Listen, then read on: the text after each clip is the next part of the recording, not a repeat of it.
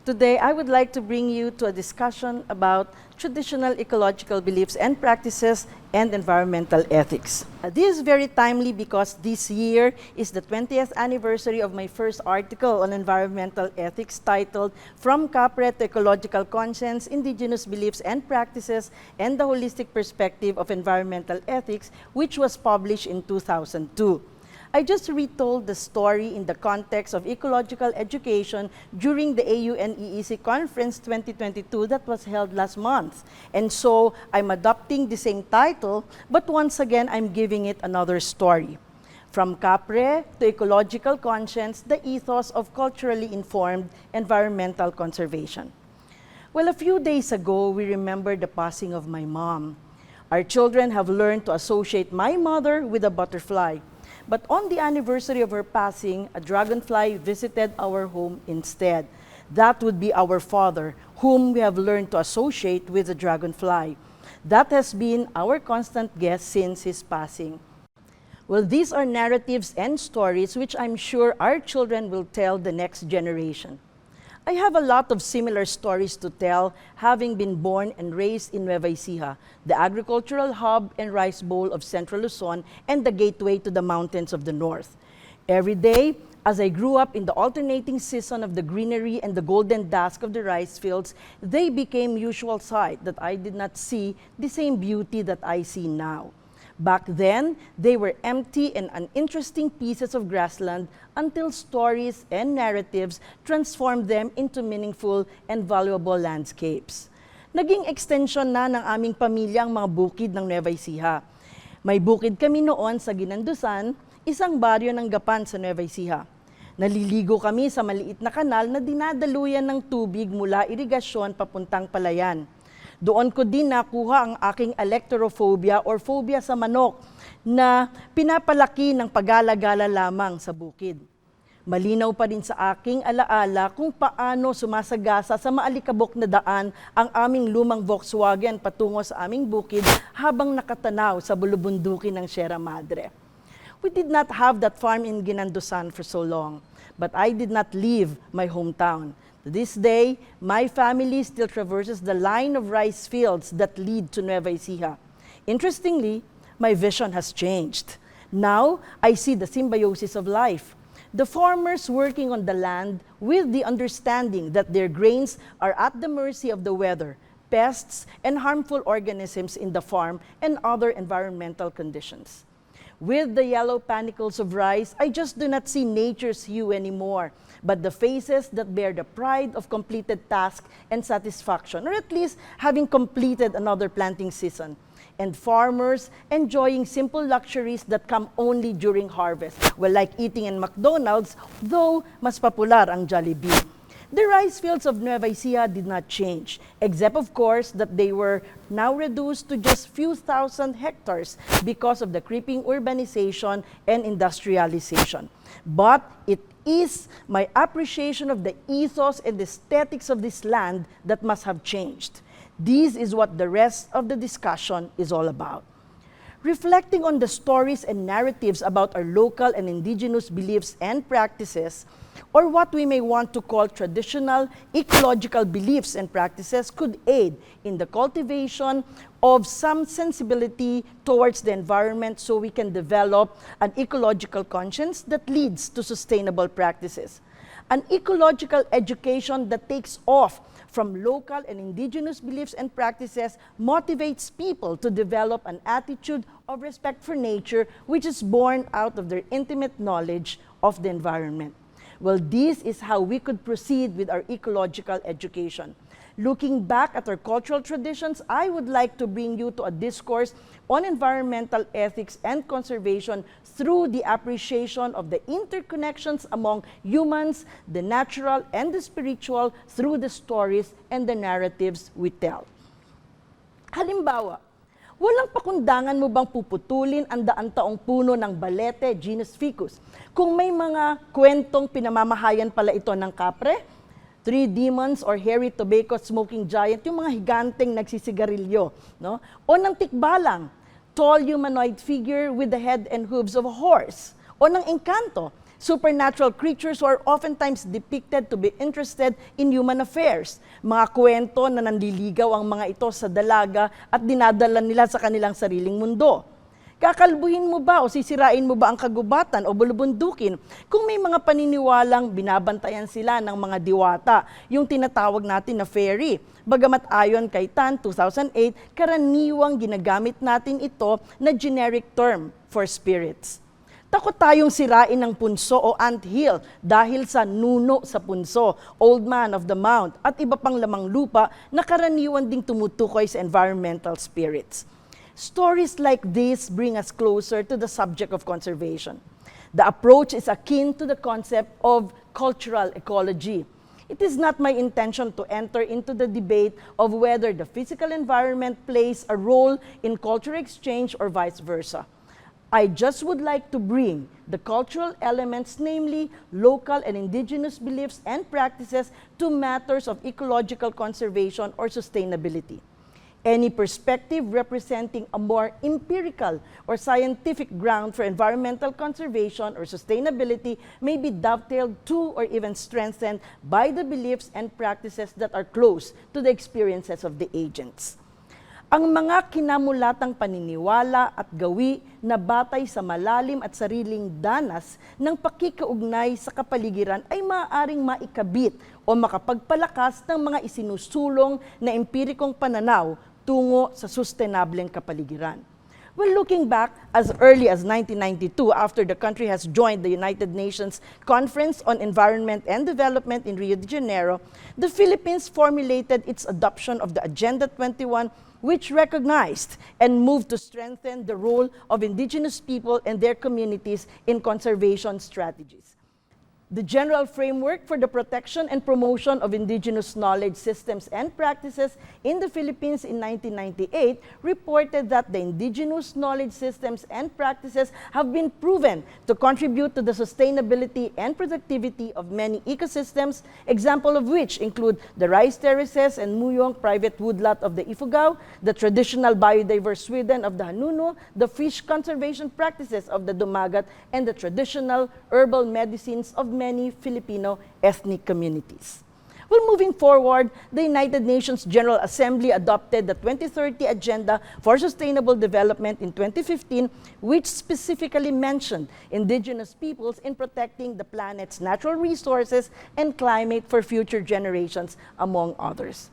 I'm not an expert on IPs, much more on IKSP, but I hear stories and share in the narratives about our traditional ecological beliefs and practices. And I remember Eugene Anderson in his book, Ecologies of the Heart, Emotion, Belief, and Environment, when he said, conservation is basically about people, not about resources. It is a problem in resource use, but the real problem is not in managing the resources, but in managing the people. We know more or less how to manage the resources, at least how to conserve them. The problem is how to motivate people to do it. Motivation is an emotional matter. Knowledge is necessary, but knowledge without emotional drive does not produce action. A contemporary philosopher, Martha Nussbaum, also recognized the central role of emotion in moral philosophy, arguing that they are cognitive in nature, for they embody judgments and effective responses to the world. She rejected the idea dominant in contemporary philosophy that emotions were unthinking energies that simply push the person around. In her work, Upheavals of Thought, Intelligence of Emotions in 2001, Nussbaum writes, compassion in the philosophical tradition is a central bridge between the individual and the community. It is conceived of as our species' way of hooking the interests of others to our own personal goods. Further, compassion is a certain sort of reasoning, and all compassion is rational, that is, not merely impulsive, but involving thought or belief. As Anderson sees emotion as a motivation and a drive to action, Nussbaum, in the same line, emphasizes the necessity of emotion, compassion in particular, as our effective response to the world and our species' way of hooking the interests of others to our own. It's not dogmatic, but involves thought and belief. So the premise that environmental ethics and ecological education can take off from indigenous ecological beliefs and practices born out of intimate and direct interaction with the environment is now beginning to make sense. Going back to local and indigenous ecological beliefs and practices may appear like romanticizing our organic traditions, but these are beliefs and practices that were acquired, told, retold, and narrated through generations because they appeal to how we understand the logos and the telos of nature. How the environment with all the plants, animals, and life support processes operate, and how we find values in them, the ends tell us that they need to fulfill as part of nature. Indigenous peoples around the world, according to Atleo 2011, Burke's 2018, have developed, maintained, and evolved knowledge systems via direct experience interacting with biophysical, ecological processes, landscapes, ecosystems, and species over millennia. Let me share with you some stories that have been told to me in my childhood, gathered through research, and my everyday social intercourse. Rene Agbayani, 1993, in his essay, Some Indigenous Cultural Traditions in the Philippines and Their Implications on Environmental Conservation, spelled out a connection between indigenous culture and conservation. In relation to the Lumads' fight for their ancestral lands, which has been their struggle until this day, Datu Manpadayag was quoted by Agbayani saying, "The earth is sacred to us. We are connected to the earth. If it is lost, so are our lives. Until recently, the Luma did not wear shoes because the land is an extension of our bodies. The earth is our parent. It is our father and mother who helps us grow and wakes us from sleep. The earth is dear to our bodies. When our bodies are pinched, it hurts. When the land is ravaged, it hurts in the same way." For the Lumads, which I guess is true of the other IPs belonging to 110 ethno-linguistic groups in the Philippines, the human connection with the environment transcends the symbiosis or the web of biological interdependence. It extends to what culturally they have learned to attach themselves. Agbayani claimed that from their epics, myths, and rituals, the contributions of the indigenous cultural communities to environmental conservation may be appreciated. Well, whether they are classified as beliefs or technology, they show a clear understanding of the environment and we have a lot to learn from them. Nakita ko rin ang ganitong pagpapahalaga at pakikiugnay sa lupa sa personal kong pakikipanayam at danas sa mga magsasaka ng Nueva Ecija. Nung lumalaki ako sa probinsya, isinasama ako ng nanay ko sa palengke. Napansin ko na sa tuwing pagsisimula ng taon, may isang matandang mama na nagbebenta na kung tawagin niya ay kalendaryong Honorio Lopez o kalendaryong Tagalog. Nung nag-research ako, nadiskubre ko na ang kalendaryong Tagalog pala ay sinusulat ni Honorio Lopez, isang manunulat ng taga Maynila, at nagsimula ito noon pang 1897. Naglalaman ito ng buwan ng gabay para sa mga magsasaka kung kailan dapat mag-araro ng lupa at magtanim. Impormasyon para sa mga mangingisda, kaugnay ng paglaki at pagkati ng tubig sa dagat, yung tides, pagbabago ng mukha ng buwan, listahan ng mga halamang gamot at iba pa. Ngayon, malinaw na sa akin bakit naging popular ang kalendaryong Tagalog sa agraryong probinsya ko ng Nueva Ecija. Ayon sa mga magsasaka na aking nakapanayam, basta sinusunod nila ang kalendaryo. Farmers whom I interviewed for my study on the Ethos of rice would refer to it as their Bible. Ngunit kung titingnan natin mabuti, ang mga petsa ng pag-araro at pagtatanim na binabanggit ay nakakabit sa panahon ng tag-ulan na siyang kinakailangan partikular sa agrikulturang nakaasa sa tubig-ulan. Gayon din ang paggalaw ng tubig, low at high tide, na konektado naman sa dami ng isda na maaaring mahuli ng mga mangingisda. As farmers regularly observed that the environmental conditions happen as indicated in the calendar, the farmers must have been conditioned to use it. Recently, however, they noticed that the calendar no longer conforms to the changing environmental conditions. So they devised their own barometer to determine when planting season should start. The decision to stop referring to kalendaryong Tagalog was therefore a result of their place-based observation of the weather patterns which determined their new approach to rice production.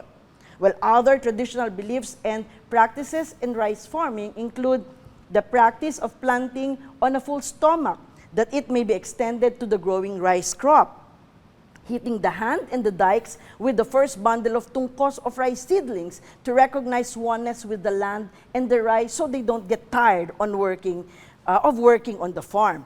Farmers believe that their rice is a biyaya. It's a grace from the God, from spirits, the environment. And so they offer prayers to call upon nature, spirits, and recite orasyon before clearing the field. They have a habit of leaving some rice grains in the field after harvest that they may be shared with the birds and insects, even mice. Farmers understand that they could not claim sole ownership of the rice they produce and share it with the other co-inhabitants of the field with whom they share the grains they intentionally leave after every harvest. In the first publication that I have mentioned, I tackled an approach to biodiversity conservation that goes back to indigenous beliefs and practices which recognize the cultural dimension of conservation. Indigenous practices that venerate sacred sites, like the mountain of Banahaw, Makiling, and Arayat, which forms a geographic triangle of sacred mountains in central and southern Luzon, being guarded by local fairies or diwata like Maria Makiling in Mount Makiling, Maria Sinukuan in Mount Arayat, have kept, so people would say, bad elements out of the mountains and contributed to their conservation. Beliefs in enchanted and haunted trees and supernatural beings have somehow helped preserve century-old trees like the century-old balite, acacia, kalumpang, or tamarind trees and environmental spaces. Stories also tell that lamang lupa or nuno sa punso are angered by those who urinate beside the trunk of trees or by those who just pour hot water where they are. Ilocanos believe in kaibaan and sisit, dwarf-like creatures that are usually in anthills or mounds. Violation of their abode, even when done innocently, like when sweeping the yard or simply passing by, is believed to cause malady. So Ilocanos recite, kayo-kayo o madayo kayo, bari-bari apo. The same with local folks from the Tagalog region who say, tabi-tabi po, makikiraan po, in respect of nature's spirits or other supernatural beings. These are the same narratives that we hear about enchanted butterflies, dragonflies, and fireflies that spell out beliefs about our metaphysical connection with them. All these beliefs have motivated people to develop a kind of respect for nature that nurtured an ecological conscience and a unique environmental ethos. The ethos recognizes the relationship, which could be spiritual, cosmological, or simply organic, between communities and the natural environment which houses them. This is part of the human-nature cultural interface that has worked in the past for the protection and conservation of the environment. A lot of similar stories abound in Philippine folklore. The research interests and scholarships on these are voluminous, which simply point to how much we can gain from our traditional ecological beliefs and practices. We document, study, preserve them because they may constitute a knowledge system that could better inform conservation efforts. Local indigenous beliefs and practices may be distinct from Western science, but they could provide a shared or complementary conceptual foundation anchored on a broad spectrum of cultural, spiritual, organic contexts and valuations. Indigenous ecological beliefs and practices could therefore offer culturally informed conceptual underpinnings for environmental conservation and sustainability. Jessen et al. 2021 in the article Contributions of Indigenous Knowledge to Ecological and Evolutionary Understanding and categorically expressed the same observation. IK, or indigenous knowledge, is often augmented with contemporary observations and experiences that refine accumulated knowledge and allow for flexibility and adaptability in the context of environmental and social change. Ang IP ay karaniwang mas pinayayaman at pinatitibay ng mga kasalukuyang obserbasyon at karanasan na siyang humuhulma sa mga ito upang maging angkop sa kasalukuyang konteksto ng kapaligiran at mga panlipunang pagbabago. Parang ganito lang, Alam nyo ba na dahil sa sariling danas na diskubre ng mga magsasaka na ang kabling o madre de cacao, kakwate, ay nakapagtataboy ng mga peses sa palayan dahil sa kanyang kakaibang amoy? Naging bahagi ito ng organic pest management na nakasanayan na ng mga magsasaka at sa kalaunan ay naging batayan ng tinatawag na integrated pest management system. Hindi nga ba nalaman din natin mula sa organikong karanasan ng mga komunidad na ang mga halamang may malalakas at kakaibang amoy ay nakakagaling ng baradong ilong, sakit ng ulo o makating lalamunan, na ang dahon ng bayabas na may mahusay na antiseptic property dahil noon pa man ay ginagamit na ito ng mga lokal na komunidad upang ipanlinis sa sugat, partikular kapag may mga bagong panganak o sa tradisyonal na pagtutuli. Place-based observation of the plants by people who have long communed with them made this knowledge possible. Sabi nga ni Dr. Michael Tan in his Inquirer article Albulario, he mentioned how community-based health programs help people to rediscover the plants minus the magic. Communities came up with their own products like SLK, the cough syrup made from sampalok, luya, and calamansi, the ABC, the avocado, bayabas, kaimito, leaves that were used for the area. Jessen et al. Also recognized that scientific researchers, however, may be unaware of these details and the cultural context in which indigenous knowledge is held, which can create tension and potential harm in projects that draw on both knowledge sources. In the same manner that even within the Philippine context, indigenous beliefs may also have varying implications in relation to human-nature relations. The balete tree must have been spared from the axe because of its nature spirit dwellers may also command antagonism towards the tree. The butterflies that we learn to associate with the dead or a foreboding of death, especially if black, may also meet some hostility. The farmer who has been working on the land that does not yield enough could also feel that the land is his adversary. So while acknowledging these differences, indigenous beliefs and practices remain valuable for enhancing our collective understanding of their ecological underpinnings. This, therefore, is what I mean by a culturally informed environmental ethics and conservation. As we tell the stories and share in the narratives about the environment, its processes, and its inhabitants, we bridge our affinity with the indigenous ecological beliefs and practices of those who have been more intimate in their relationship with the land. This affinity should now bring us to a broader understanding of the human-environment interface as we recalibrate the indigenous ecological beliefs and practices for flexibility and adaptability in the changing environmental and social context as we create an approach towards environmental conservation and sustainability.